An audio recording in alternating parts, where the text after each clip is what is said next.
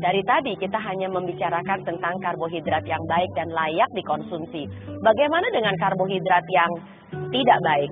Sebetulnya istilah tidak baik itu masih terlalu kejam memang. Tetapi salah-salah kita sendiri yang masih mengkonsumsinya setiap hari. Gula adalah salah satu karbohidrat yang mempunyai nilai glycemic index tinggi yang semestinya sudah bukan hanya sekedar dibatasi, bahkan kalau saya nilai tidak perlu digunakan. Kenapa demikian? Karena kita sudah menggunakannya dengan cara yang terlalu berlebihan. Bukan hanya sekedar untuk membuat teh, membuat kopi, tapi juga untuk berbagai macam makanan yang kita bikin setiap hari di dapur. Bahkan namanya saja sayur asem, tapi gulanya selalu harus ada 1 sendok makan. Kacau bukan? Jadi hindari sedapat mungkin pemakaian gula. Yang kedua adalah yang sering juga kita gunakan secara berlebihan adalah penggunaan tepung putih. Tepung putih bukan hanya sekedar terigu, tetapi juga ada sagu, masih ada tepung jagung, masih ada tepung tapioka.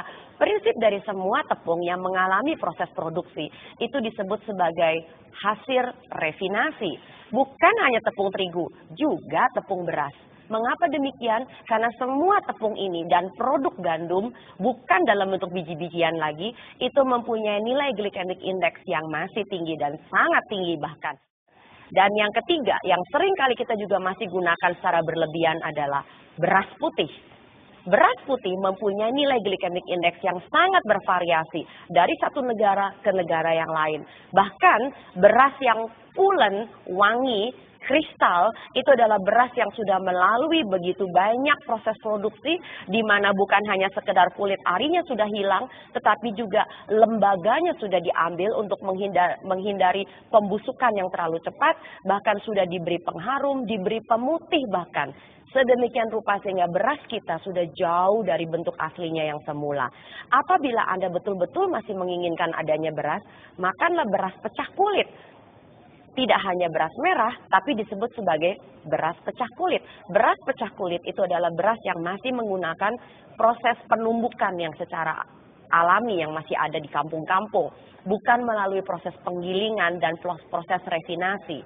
Dan yang keempat yang masih seringkali juga pakai secara berlebihan adalah penggunaan berlebihan umbi-umbian. Umbi-umbian di dalam kasus tertentu mempunyai nilai glycemic index yang tinggi, terutama apabila digunakan dengan cara-cara yang tidak benar. Misalnya, banyak orang diabetes memilih makan kentang rebus. Padahal kentang kalau direbus, nilai glycemic index-nya semakin meningkat. Apalagi orang Indonesia, kentangnya rebus, lalu kemudian kulitnya dibuang. Nah, justru kentang yang masih ada kulitnya itu masih membantu agar nilai glycemic index-nya tidak terlalu tinggi. Dari tadi kita juga bicara soal nilai glycemic index tinggi yang mengganggu kesehatan manusia. Memang ada apa sih dengan nilai glycemic index yang tinggi? Makanan-makanan yang begitu mudah dicerna menjadi gula akan mengakibatkan gula darah Anda dan saya meledak dalam waktu yang sangat singkat, bahkan seringkali kurang dari 2 jam. Yang terjadi adalah badan kita mengeluarkan yang disebut sebagai hormon insulin.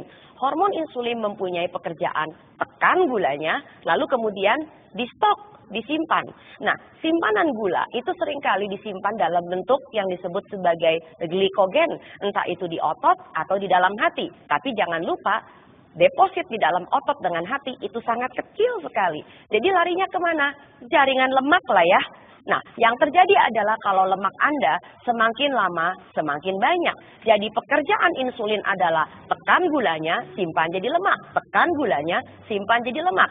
Sudah tahu kan kenapa makan karbohidrat ujung-ujungnya juga jadi gemuk walaupun non-fat. Nah, apa yang terjadi sekarang apabila insulin Anda sudah masuk ke dalam taraf yang mengerikan, terlalu tinggi? Yang pertama, risiko resistensi insulin akan terjadi, yaitu di mana insulin Anda sudah tidak mampu lagi untuk secara sensitif menekan kadar gula yang berlebih.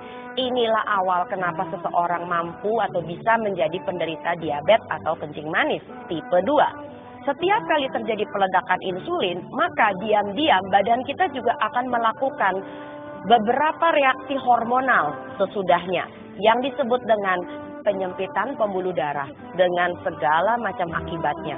Termasuk Rasa kesemutan pertanda bahwa tidak efisiennya, tidak sufficientnya aliran darah sampai dengan ke ujung-ujung jari Anda. Lalu penyempitan pembuluh darah bisa juga terjadi bukan hanya di ujung jari, tapi di seluruh pembuluh darah besar Anda. Itu saatnya ketika hipertensi sudah mulai di depan mata. Apabila pembuluh darah Anda sudah mulai menyempit, bukan hanya sekedar di pembuluh darah sepanjang badan, tapi juga sampai dengan pembuluh darah otak, maka segala macam risiko akan mulai muncul. Dari stroke sampai pikun, sampai dengan pembicaraan yang kadang-kadang barangkali suka hilang atau melompat-lompat. Nah, yang lebih parah lagi kalau penyempitan pembuluh darah Anda terjadi di pembuluh darah jantung. Wah, itu udah gak ada ceritanya lagi. Risiko jantung koroner sudah di depan mata juga. Jadi nomor 1, penyempitan pembuluh darah. Yang kedua adalah apabila terjadi pengentalan darah. Dan yang ketiga adalah terjadinya penurunan daya tahan kekebalan tubuh. Daya tahan tubuh yang seringkali kita diserang oleh masalah seperti ini adalah tentang fokus. Jadi, hati-hati dengan karbohidrat Anda. Jangan sampai Anda salah pilih.